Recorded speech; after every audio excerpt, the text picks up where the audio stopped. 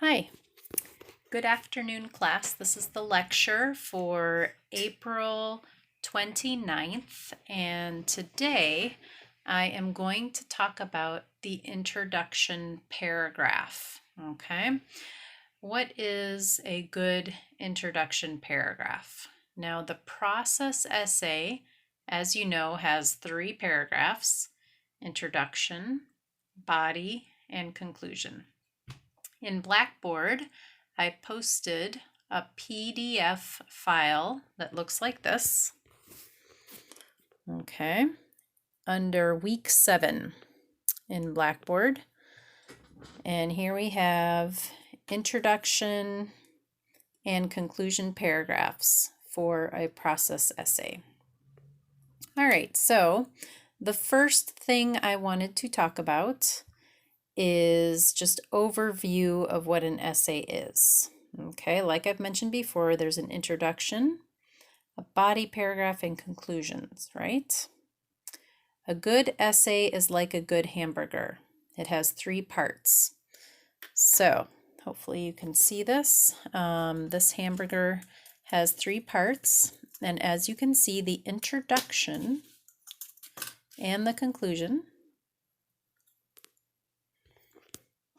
Okay, the introduction and the conclusion are the bun of the hamburger. The body paragraph is what is in between. So here we have meat, lettuce, tomatoes, cheese, if you like cheese, anything in there. Okay, so let's look at what this means. The bun is the introduction and conclusion. The bun of a hamburger has 2 purposes. It holds the burger together. So when you eat a burger, you eat it with your hands, and the bun actually keeps everything together. Okay? Also, number 2, it makes the burger taste better. Okay? The bun adds flavor.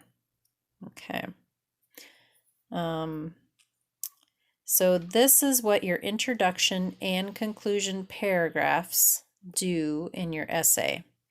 They focus the essay and make it easier to read, and they strengthen the main parts of the essay so that your ideas are stronger. The main ingredients, the body paragraph, that's this one right here. Okay, the meat, cheese, lettuce, and tomato is the most important part of the burger. Okay, so you have to realize the introduction and the conclusion are not as important as what is in here. This should be very big, right? The body paragraph. The introduction and conclusion can be small for now. Okay, so the body is the most important part of the burger. The burger's taste comes from those ingredients together. Okay, I like to call this in English supporting detail. That's right here. Okay, so let's first, today we're going to talk about the introduction paragraph. Okay, now I have a picture, oops, that is not a good picture, of something that I call, right here, it's called a funnel. Now, when you cook in the kitchen, you use the funnel to get water or milk from a big opening and funnel it down. Sorry, the picture didn't, okay, the bottom part looks like this. Okay, it has a small opening here. So the water splashes in and then funnels down here. So the water can come from any direction. It can come from anywhere here. And then it comes out like a stream of water here. Okay? So if you have this picture in your mind, it will help you write an introduction paragraph. Okay? So the introduction is the first paragraph of the essay. It's like a funnel. It has two parts. The introduction has two parts. A good opening statement that interests the reader. This is called the hook. So here we have outside, it's not water or milk, but we have people. Okay. Not a good drawer. Okay, so here we have your readers, the audience for your essay. And the first part of your essay, this part here, is the hook. The first part here is the hook. Okay? And what it needs to do is catch the readers and bring them in to the funnel. Okay, so it has to be interesting to get their attention. Okay? Now, why we call it the hook? Okay, maybe you know this. Again, not a good picture. This is a picture of a fishing hook. Another, maybe you could draw it better like this. Fishing hook kind of looks like this, right? Then you have a line, fishing line, and a pole. Sorry, that might even be worse. And what you do is you put bait on the hook, maybe a worm. Okay, remember I'm not a very good drawer. Okay, you put this on the hook, and then the fish comes along and grabs it, right? Takes a bite and gets stuck.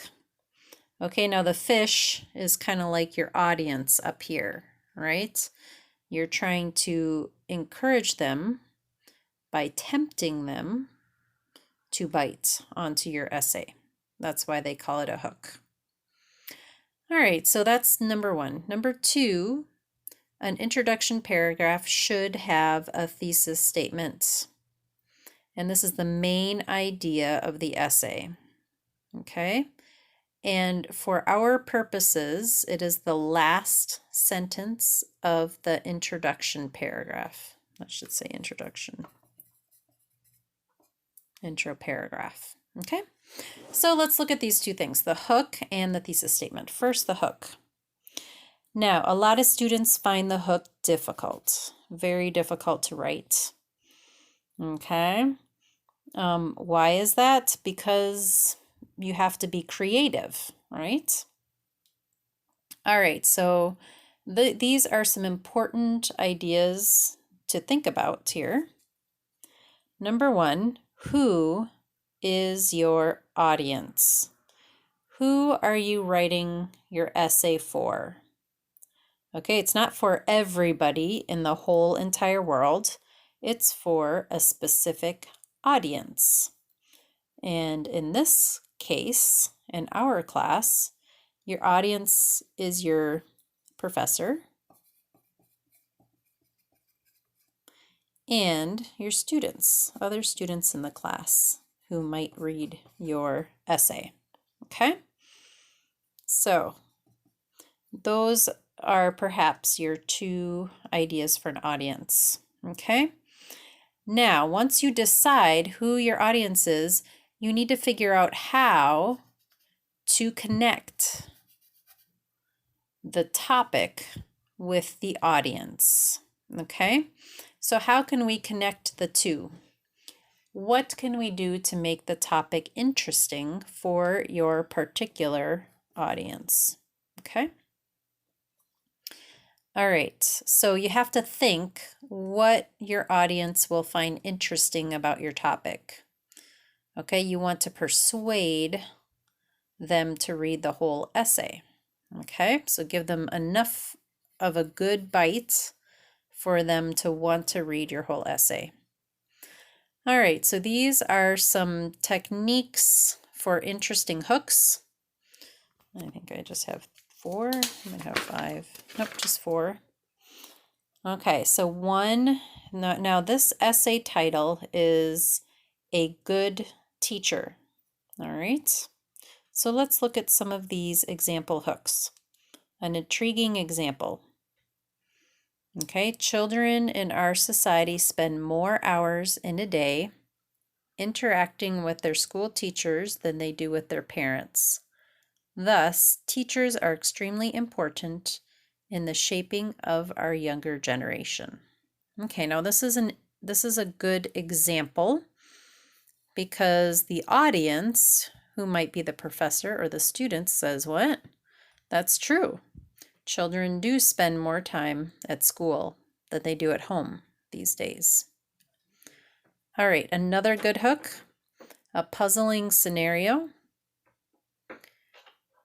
Teachers are the most influential force in the future of our country, yet they are paid so little.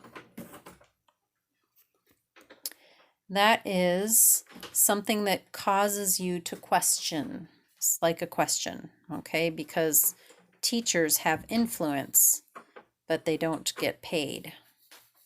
Okay, so this is like a question. Okay, here we have, it's called an anecdote, but it's basically a story. Okay, my little brother came home from school one day and talked for at least 10 minutes about his amazing teacher. At the end, he said, I think I'm going to marry her. A funny story. And that also, stories are a good way to hook your audience. Okay? You can also use a personal story. My math teacher in high school was the most influential person in my educational life.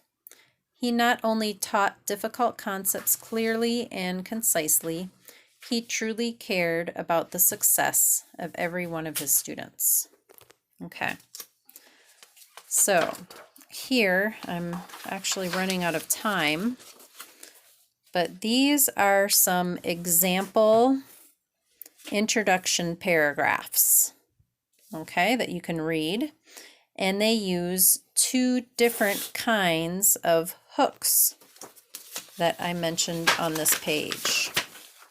So I don't have time to go through this because I'm going to go on to the thesis statements, but you can do this on your own in the packet. Okay, so these are good examples of introduction paragraphs. Thesis statements. Now, this is the most important sentence in your introduction and in your essay. Okay, we have talked about thesis statements. They have two parts. Okay, a topic, which tells what the essay is about, and a controlling idea, which tells what the essay will say about the topic. So you will remember this from when I taught you how to write a topic sentence, because it is the same. Okay, so every paragraph or the body paragraph of the essay should support the thesis statement. Okay, so these are some example thesis statements. Now I put the topic in bold and the controlling idea I underlined. Okay, so you can look through those. They're the same topic, the English language, English, and different controlling ideas.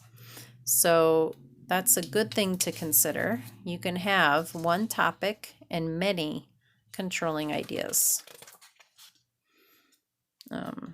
Okay, let me turn this. Okay, so here we have an exercise. I think we might do this in class. It says circle the topic and underline the controlling idea of the following thesis statements. So before we meet for class, it would be good if you looked through these 5 sentences and tried to decide what is the topic and what is the controlling idea of these thesis statements. All right, I'll see you this afternoon.